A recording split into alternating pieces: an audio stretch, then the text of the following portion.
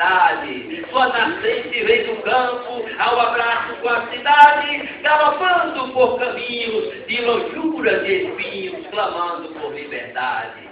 Não importa se em folhetos ou nas cordas da viola, cordelista, pandeirista que embola, segue embelezando o mundo no seu versejar profundo dessa vida que é uma escola. Longe das academias, dos tronos e dos troféus, essa arte popular a transitar pelos céus, sem inveja do arco-íris, do trono de Zeus Oíris, longe do banco dos réus. E por mais que alguém se atreva a dissolver nossa raiz, haverá quem realimente essa eterna flor de lis, e o cordel do sol eterno, sem temer o pós-moderno, me fará sempre feliz. E viva o cordel!